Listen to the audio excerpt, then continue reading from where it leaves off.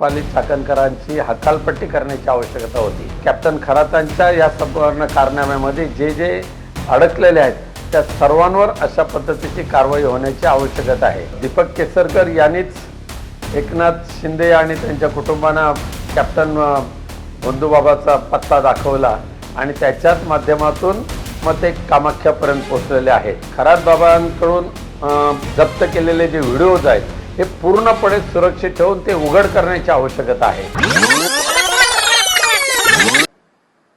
राजीनामा खरं म्हणजे देण्याऐवजी या महाराष्ट्र राज्याचे मुख्यमंत्री देवेंद्रजी फडणवीस या आणि राष्ट्रवादी अजित पवार गटाच्या प्रमुख सुनेत्राताई पवार यांनी रुपाली चाकणकरांची हकालपट्टी करण्याची आवश्यकता होती। ज्या पद्धतीने महाराष्ट्रामध्ये अंधश्रद्धा विधेयक मंजूर होऊन सुद्धा रुपाली चाकणकरांसारख्या एका महिला आयोगाच्या अध्यक्षांनी अशा भोंदूगिरीचं समर्थन करणं, त्याचे म्हणजे त्यांनी केलेल्या पापामध्ये अप्रत्यक्षपणे सहकार्य करणं ही निषेधार्ह बाब तर आहेत, परंतु कॅप्टन खरातांच्या या संपूर्ण कारनाम्यामध्ये जे जे अडकलेले आहेत त्या सर्वांवर अशा पद्धतीची कारवाई होण्याची आवश्यकता आहे। रुपाली चाकणकरांनी काल राजीनामा देऊन साळसूतपणे आपली भूमिका मांडायचं जे नाटक केलेलं आहे हे सर्वस्वी झूट आहे। त्यांना नैतिक अधिकार कोणत्या म्हणजे इव्हन राष्ट्रवादी काँग्रेस पक्षामध्ये सुद्धा त्यांना राहण्याचा अधिकार नाही आहे। तर म्हटलं जात आहे की दीपक केसरकर यांनीच एकनाथ शिंदे आणि त्यांच्या कुटुंबांना कॅप्टन बंधुबाबाचा पत्ता दाखवला आणि त्याच्याच माध्यमातून मग ते कामाख्यापर्यंत पोहोचलेले आहेत।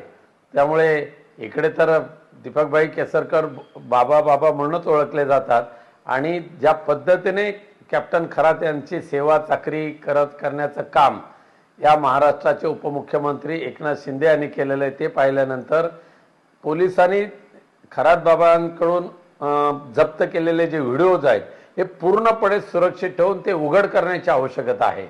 ते सार्वजनिकरित्या ते उघड करण्याची आवश्यकता आहे। आज देवेंद्र फडणवीस यांच्या मंत्रिमंडळातील निम्मेपेक्षा जास्त मंत्री खरात बाबांचे एक शिष्य म्हणा किंवा त्यांचे पाय चेपणारे म्हणा हे मानले जातात। त्यामुळे ते खरात बाबांच्या या दुष्कृत्यामध्ये ह्या सगळ्या मंत्र्यांचा ज्या मंत्र्यांचा सहभाग आहे त्या सगळ्यांची हकालपट्टी महाराष्ट्राच्या मंत्रिमंडळातून करण्याची आवश्यकता आहे। त्यामध्ये या महाराष्ट्राचे उपमुख्यमंत्री सुद्धा आले। नक्कीच वाढणार की दीपकभाईंनी ज्या पद्धतीने अंधश्रद्धेचा बागुलबुवा केला होता आणि बाबागिरी करून मतदारसंघातल्या लोकांना फसवण्याचा धंदा केला होता त्याचं फळ तर त्यांना भोगावंच लागेल। खरात बाबांचं आणि कॅप्टन खरात बाबा आणि दीपकभाई यांचे बऱ्याच वर्षापासून अत्यंत चांगले संबंध होते आणि तंत्र मंत्र ह्या सगळ्या विद्यामध्ये दीपकभाईंनी त्यांच्याकडून अनुकरण केलं होतं ही माहिती आहे। त्यामुळे येणाऱ्या SIT चौकशीला दीपकभाईंना सामोरे जावं लागेल।